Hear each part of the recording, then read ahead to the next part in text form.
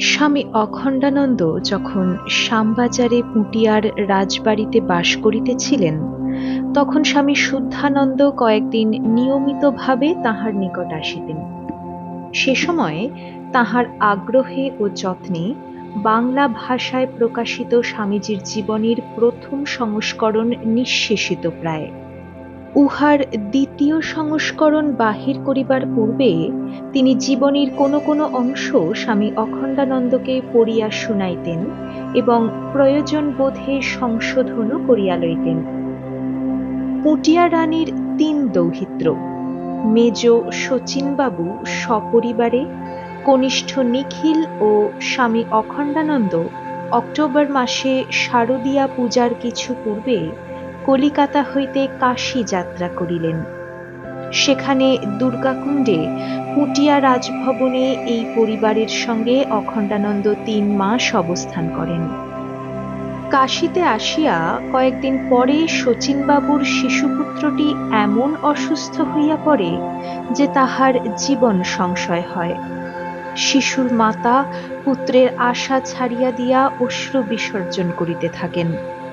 স্বামী অখণ্ডানন্দ বিচলিত হইলেন। রাত্রে ভাবিতেছেন, ঠাকুর, এই কি করলে?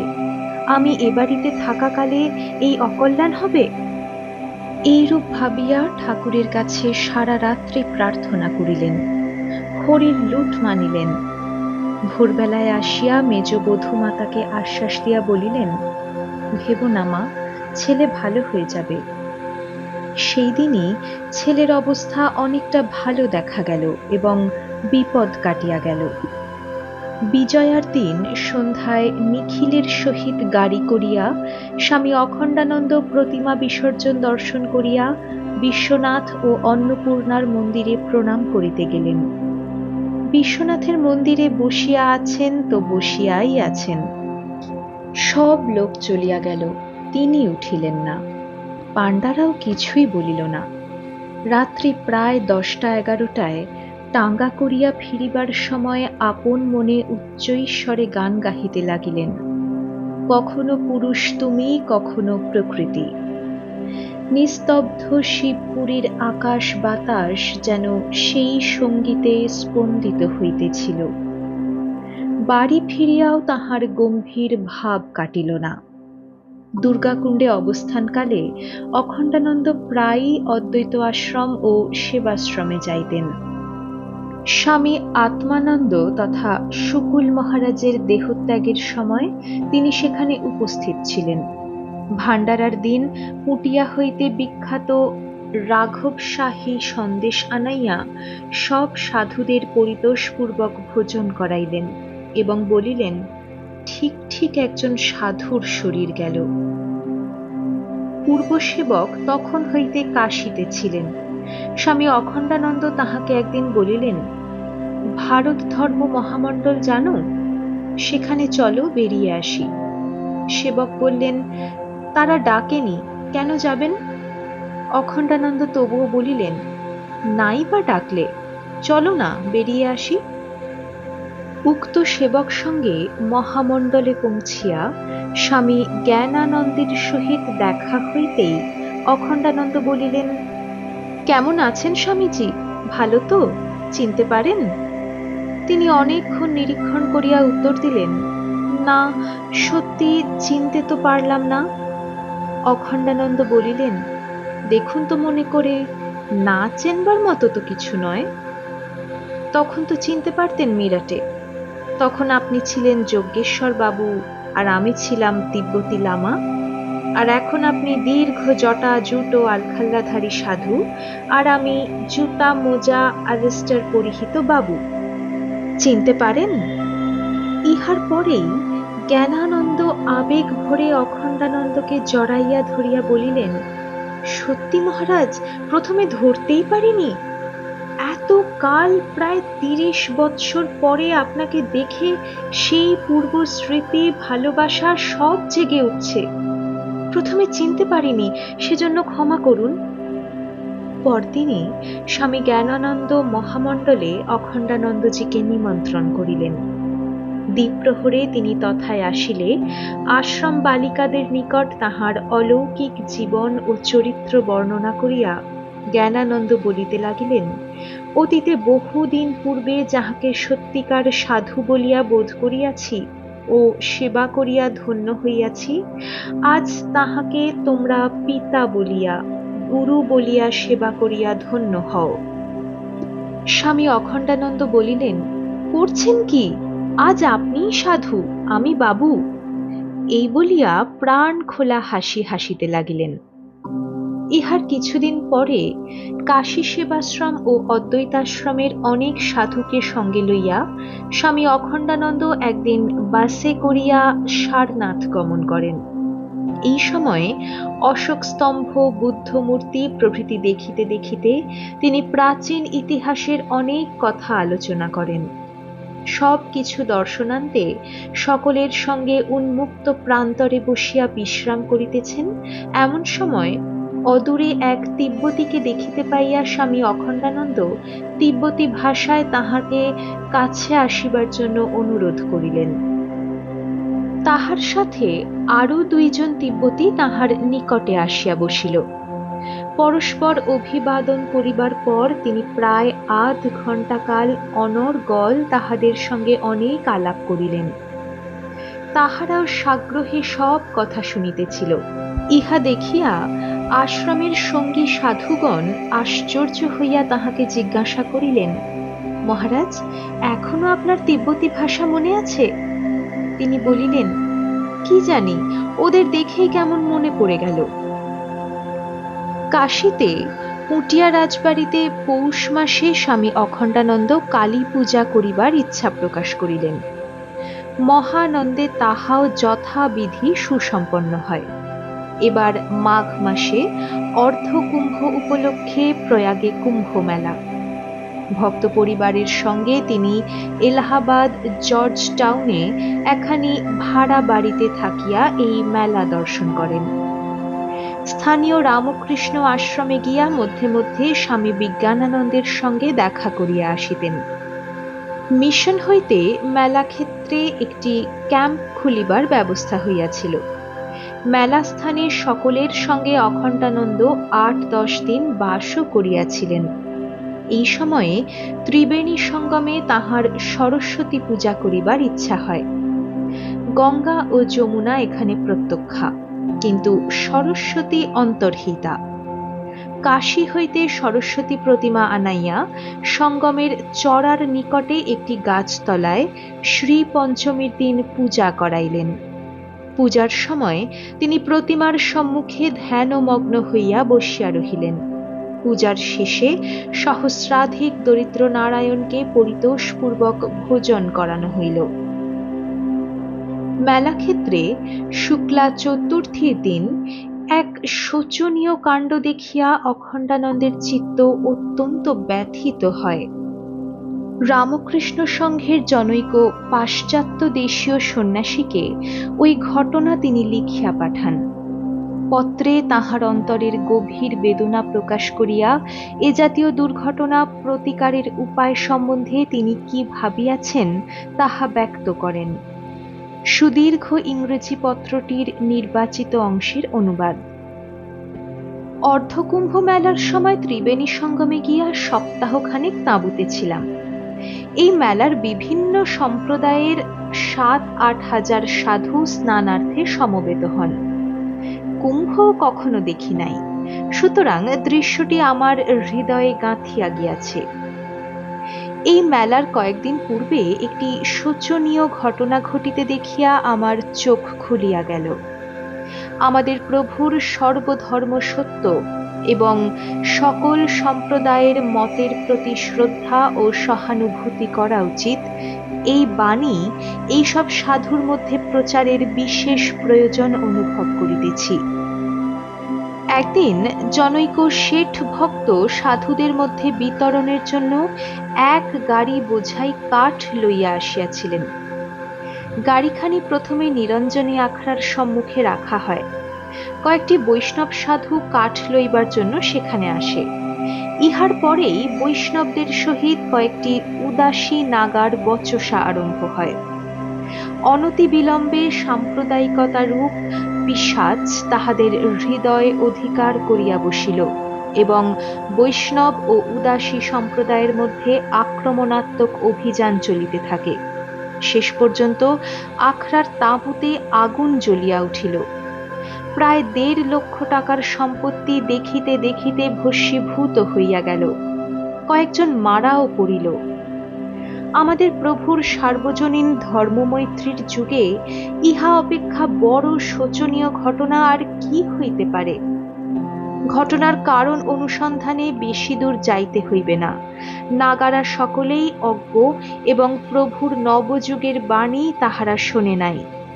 ভারতে লক্ষ লক্ষ সাধু আছেন, সর্বত্র তাহাদের মঠ।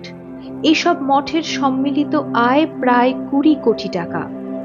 এই সকল সাধু ও তাহাদের ধর্মার্থ সম্পত্তি দেশের অফুরন্ত শক্তির আধার। আগামী কোনো কুম্ভের সময় এই সকল মঠে মহন্তদের আহ্বান করা হোক এবং তাহাদের এমনভাবে প্রভাবিত করা হোক যেন তাহারা তাহাদের হাতে ন্যস্ত সম্পত্তি দেশের কল্যাণের জন্য ব্যবহার করেন।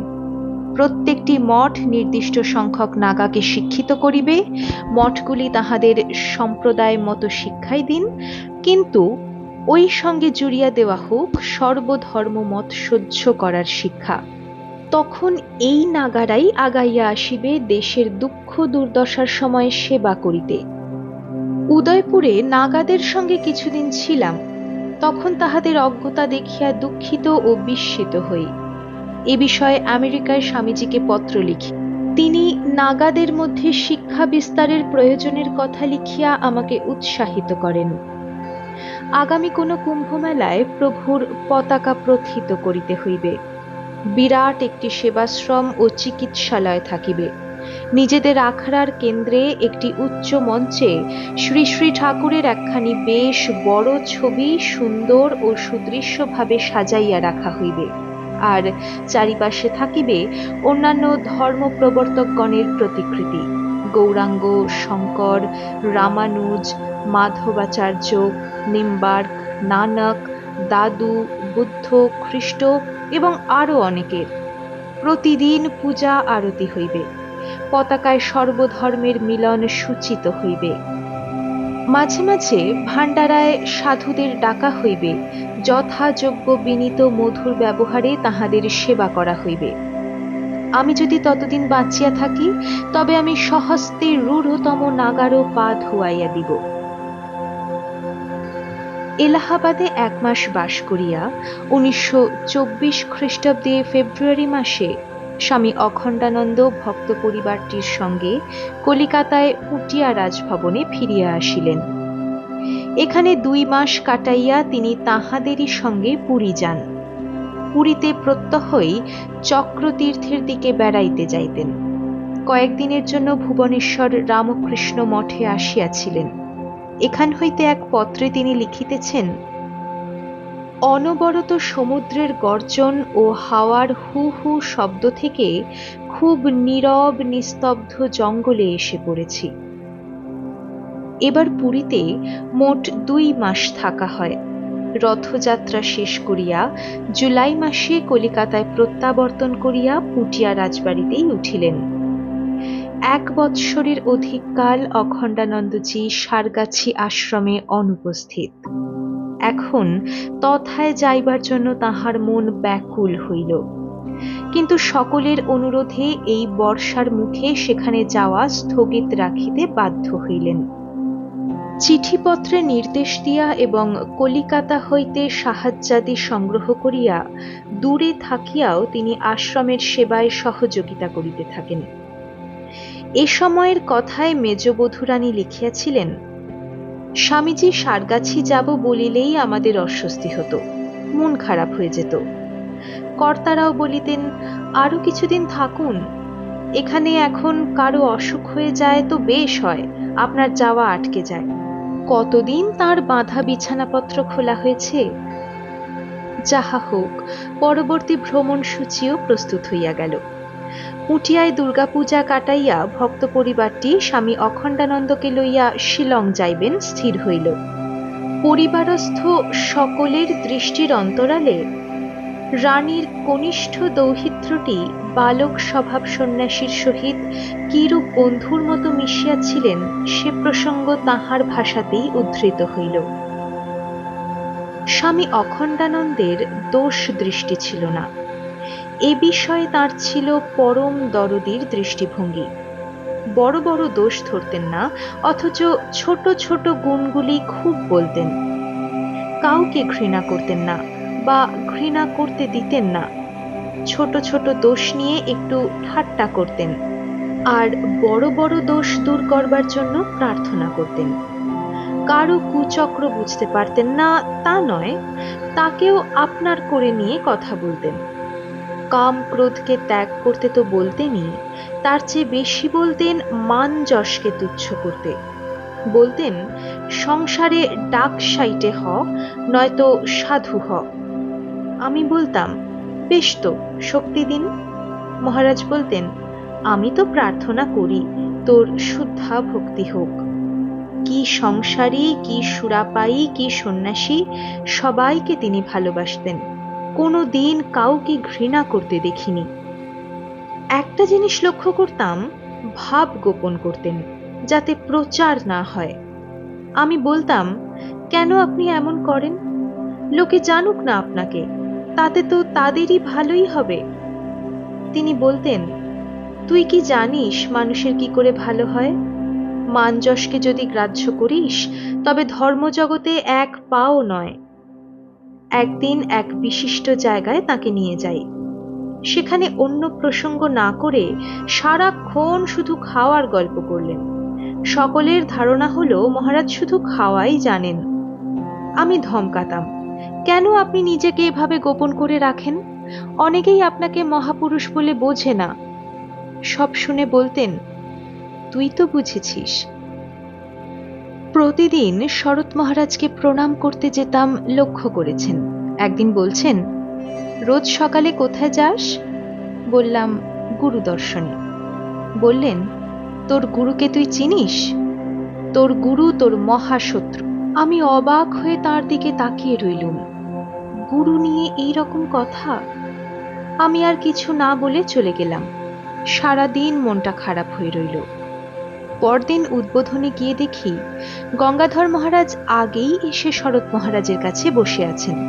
শরৎ মহারাজ কি লিখিতেছিলেন।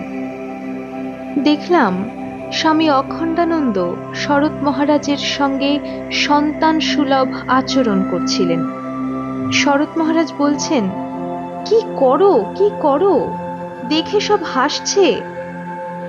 আমার চোখ থেকে একটা আবরণ উঠে গেল।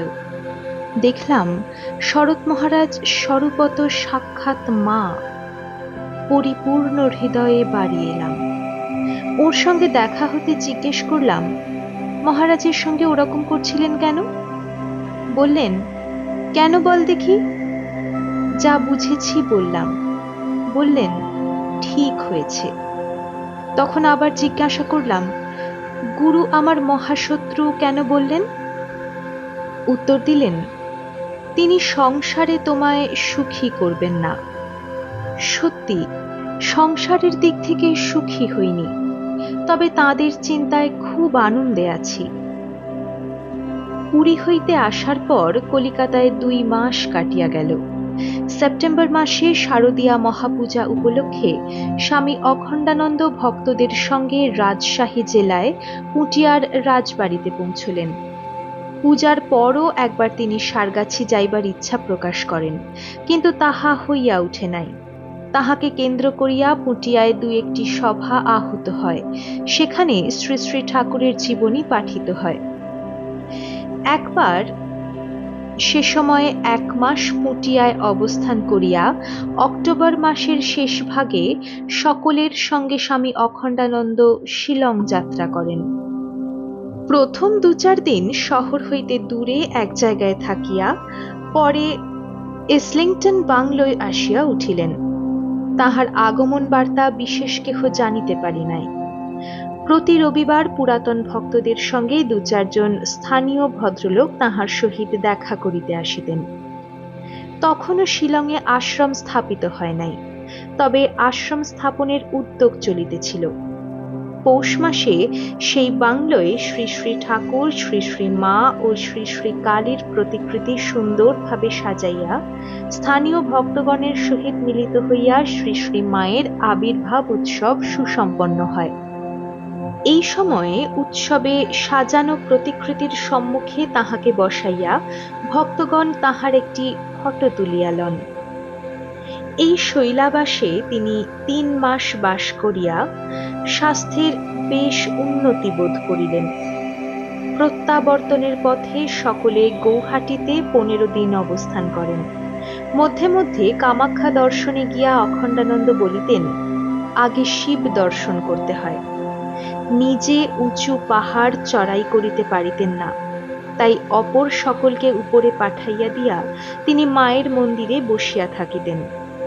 কামাখ্যায় ভাবে বিভোর হইয়া তিনি মায়ের নাম গান করিতেন এবং সকলকে তাহার এই প্রিয় ভজনটি শুনাইতেন ও শিখাইতেন।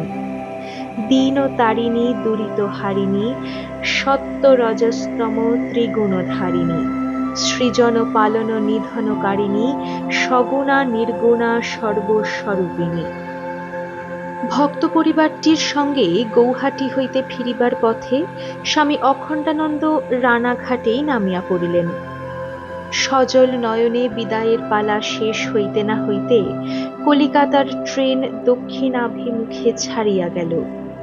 সারগাছির ট্রেন উত্তর দিকে চলিতে শুরু করিল।